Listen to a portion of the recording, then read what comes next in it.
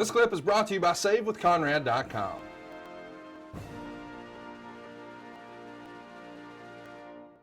Let's talk about the crowd that night. Chicago, I think, is the wrestling epicenter, at least here of America. I think it's the best wrestling town. But Meltzer would say that this crowd was unique in their reactions and that the company expected John Cena would be booed out of the place, but they didn't expect Mysterio and Trish to be booed. And Meltzer would even be critical, saying that Jim Ross almost insulted the fans, saying they were trying to be defiant like they do in cities like Toronto. But in Meltzer's opinion, the booing of Mysterio wasn't a rejection of him as much as they loved Kurt Angle. You were there that night. Would you agree with that assessment? They're not necessarily booing Rey or his talents. They were in a Kurt Angle mood that day. Yes, I was turning babyface and I was having a nice run as champion, and my whole wrestling character, the wrestling machine, started, and we were running full circle with that. So the fans really took to that wrestling character, the wrestling machine. And I remember, the fans were cheering for Kurt Angle. The fans are going to cheer for who they want to cheer for.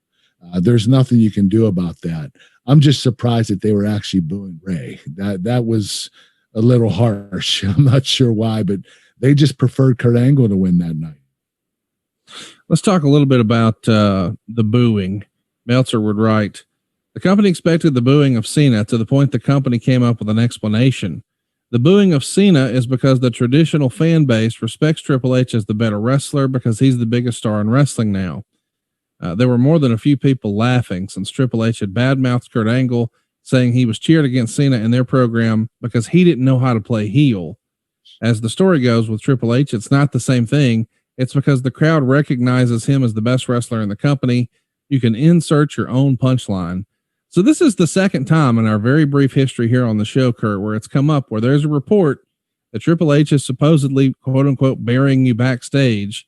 Did you hear any of these reports when you were actually wrestling there, or was this strictly for the newsletter?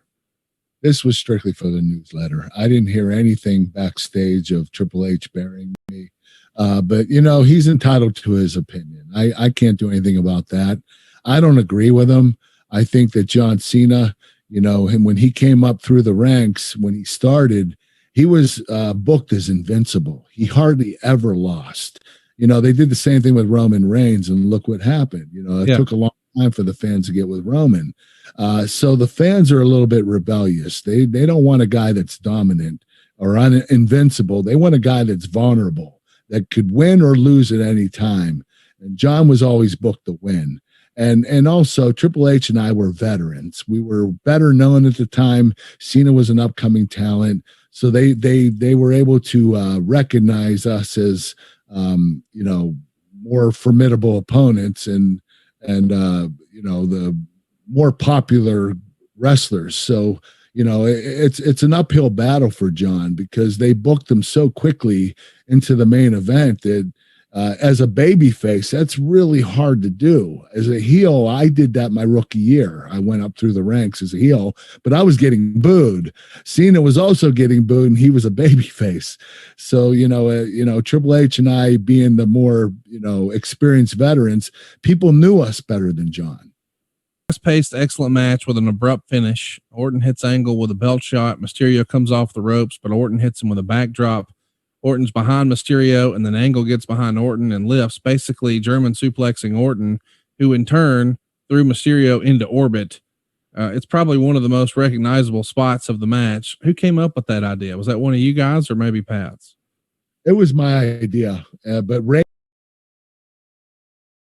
with the innovative way of getting into it, where he came out of the corner, did a wheelbarrow kind of move with Randy, where Randy, his legs went around Randy's waist and Randy lifted him up, set him back on his feet.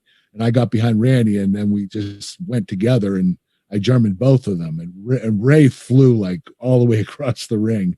It was a really cool spot, but it was my idea, but Rey came up with the innovative way of doing it. At one point, Mysterio being thrown into a Hurricane Rana onto Orton, and now the crowd is chanting, "Let's go Angle." And they turn on Mysterio and they start booing his offense. They're even booing his attempt at his finisher, which is the 619. and they're cheering when you do the ankle lock, just like we saw on TV. Mysterio's tapping, but Orton has the referee, Charles Robinson, distracted, so Charles misses it. Then you try the ankle lock on Orton, and Orton's tapping, but now Mysterio has Charles distracted. Orton hits the RKO on you, but you kick out.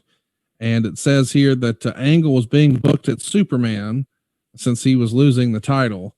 You did the belly to belly off the top rope on Orton. Mysterio nails you with the 619, and then he does the springboard Thez press, but you kick out, and then you do the Angle slam on Orton for a near fall. Mysterio knocks you out of the ring and does a 619 on Orton, and then a springboard Hurricane Rana for the pin. And the crowd has booed you, or booed Mysterio rather, the entire match. But then when he wins, they cheer, although maybe not the way it should have been.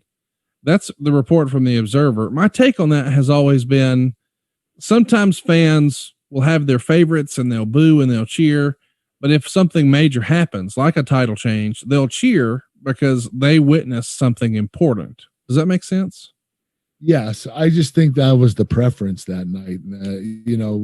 Chicago can be a little bit of a different crowd. They kind of beat to or dance to the beat of a different drum. They're not typical fans. They respond differently, and they were behind Kurt Angle that night. They just wanted to see Kurt Angle dominate and win. And Rey, it was disappointing to see that happen to Rey because it's never happened to him before. And, he's such a strong baby face, and you would think that anybody would cheer for Rey to win the match. But I was making my way back as baby face, and I think the fans wanted Kurt Angle to retain the title that night in Chicago. Let's talk a little bit about that because, and I know we're going to talk about this more in the future, but it does feel like Vince McMahon had to come around and almost be sold on the idea that Rey Mysterio could be one of his top guys and world champion.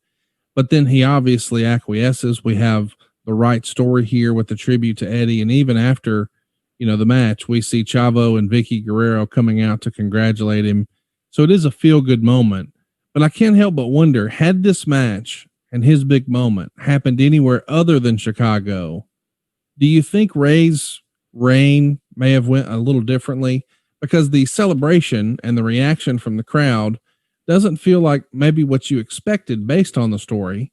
And I just wonder how much of that was Chicago just having their favorites and their own sort of attitude towards the performers.